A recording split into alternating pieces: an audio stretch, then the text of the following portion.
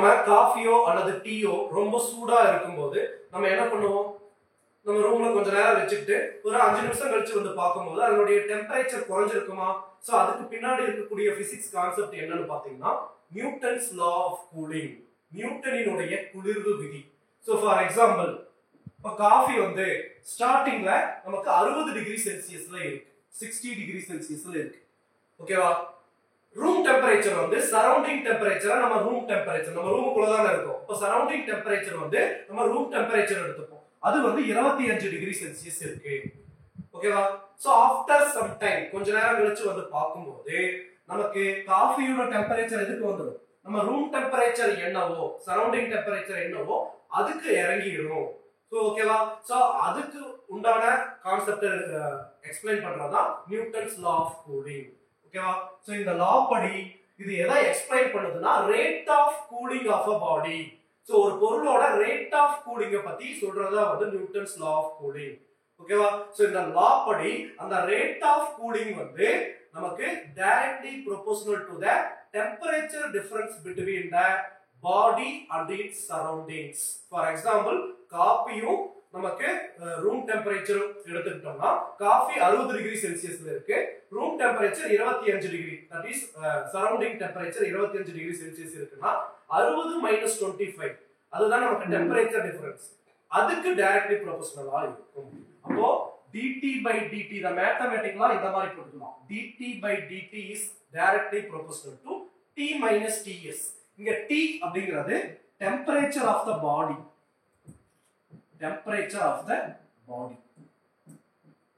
இங்க நம்ம காஃபி எடுத்துக்கிட்டோம். அப்ப காஃபியோட டெம்பரேச்சர் Ts அப்படிங்கிறது நமக்கு சரௌண்டிங் டெம்பரேச்சர், சுற்றுப்புற வெப்பநிலை. சரௌண்டிங் டெம்பரேச்சர், சுற்றுப்புற வெப்பநிலை. ஓகேவா? சோ நமக்கு ரேட் ஆஃப் கூலிங் வந்து is directly proportional to the temperature difference between the body and its surroundings. இங்க காஃபி அண்ட் ரூம் டெம்பரேச்சர். ஓகேவா? காஃபிங்கிறதா temperature of the body, room temperature தான் நமக்கு சரௌண்டிங் டெம்பரேச்சர். ஓகேவா? இங்க இந்த T அப்படிங்கிறது T1 plus T2 by 2 அப்படின்னு போட்டுக்கலாம். ஃபார் எக்ஸாம்பிள் வந்து காஃபியை நான் வச்சிருந்தேன். அப்போ காஃபி வந்து இனிஷியலா என்ன டெம்பரேச்சர் இருந்துச்சு? நமக்கு 60 டிகிரி செல்சியஸ்ல இருந்துச்சு. ஓகேவா? கொஞ்ச நேரம் கழிச்சு வந்து பார்க்கும்போது ஒரு 5 மினிட்ஸ் கழிச்சு வந்து பார்க்க அது என்ன ஆயிரும்? ரூம் டெம்பரேச்சருக்கு வந்துருமா? 25 டிகிரி செல்சியஸ்க்கு வந்துரும். அப்போ ஃபர்ஸ்ட் 60ல இருந்துச்சு, அதுக்கப்புறம் 25க்கு வந்துருச்சு. சோ 60 plus 25 divided by 2 போட்டோம்னா தான் நமக்கு இந்த டெம்பரேச்சர் ஆஃப் த பாடி கிடைக்கும். ஓகேவா? சோ இந்த t க்கு பதிலா T1 plus T2 by 2 அப்படிங்கற ஃபார்முலாவை நம்ம யூஸ் பண்ணிக்கலாம். ஓகேவா? இங்க அந்த ப்ரொபோர்ஷனாலிட்டி ரிமூவ் பண்றதுக்கு ஒரு கான்ஸ்டன்ட் போடுவோம். k அப்படிங்கிறது ஒரு கான்ஸ்டன்ட்.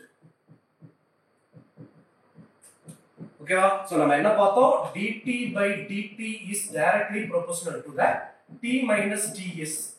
சோ இந்த ப்ரொபோர்ஷனாலிட்டி ரிமூவ் பண்ணி இங்க ஒரு கான்ஸ்டன்ட் kங்கறத போட்டுட்டோம். இந்த t க்கு பதிலா என்ன போட்டுருக்கோம்? T1 plus T2 divided by 2 அப்படினு போட்டுருக்கோம். ஓகேவா? அடுத்து dt அப்படிங்கிறது நமக்கு என்னது? டெம்பரேச்சர் டிஃபரன்ஸ் தான். Temperature difference. ஓகேவா? So temperature difference first coffee 60ல இருந்துச்சு, இப்போ 25க்கு மாறிடுச்சு. அப்ப 60 மைனஸ் 25 தான் temperature difference. T1 minus T2 அப்படினு போடுவோம். சோ இதுதான் final formula. So final formula of Newton's law of cooling is T1 minus T2 by dt equal to k into T1 plus T2 divided by 2 minus Ts. ஓகேவா? So இந்த ஃபார்முலாவை use பண்ணி தான் நம்ம Newton's law of கூலிங்க நம்ம find out பண்ணுவோம். So இதுல questions எப்படி கேட்பாங்க அப்படினா நமக்கு காஃபி வந்து முதல்ல 80 டிகிரி செல்சியஸ்ல இருக்கு, அதுல இருந்து 60 டிகிரி செல்சியஸ்க்கு வரதுக்கு நமக்கு 5 மினிட்ஸ் டைம் எடுத்துக்குது. அதுவே 60ல இருந்து 50க்கு வரதுக்கு எவ்வளவு டைம் எடுத்துக்கும்? சோ இந்த மாதிரி क्वेश्चंस வந்து நமக்கு கேட்பாங்க. சோ நமக்கு இந்த ஃபார்முலாவை நம்ம யூஸ் பண்ணி நம்ம கால்குலேட் பண்ணிக்கலாம். ஓகேவா? சோ 80ல இருந்து 60க்கு வரும்போது 5 நிமிஷம் எடுத்துக்குது அப்படினா 80 minus 60 divided by 5 minutes போட்டோம்னா நமக்கு இங்க T1 க்கு பதிலா 80, T2 க்கு பதிலா 60 ன்னு போட்டுக்கலாம். சரௌண்டிங் டெம்பரேச்சர் கொடுத்துருவாங்க சம்மர். ஓகேவா?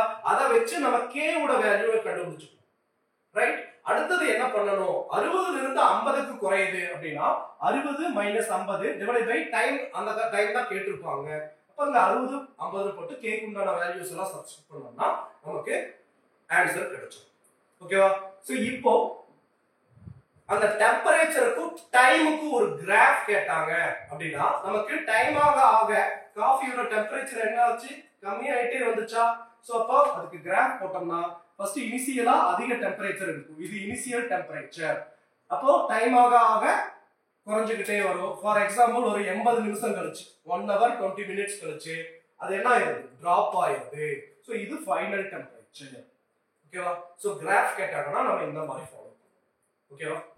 இந்த மாதிரி நீட் ரிலேட்டடான நிறைய டாபிக்ஸ் தெரிஞ்சுக்கிறதுக்கு நம்ம சூர்யா நீட் அகாடமில ஃப்ரீயா ஆன்லைன்ல கிளாஸஸ் போயிட்டு இருக்கு. அந்த கிளாஸஸ் பத்தி டீடைல்ஸ் தெரிஞ்சுக்கணும் அப்படின்னா நம்ம இன்ஸ்டிடியூட் நம்பருக்கு கால் பண்ணி கிளாஸ்ல ஜாயின் பண்ணி படிங்க. தேங்க்யூ.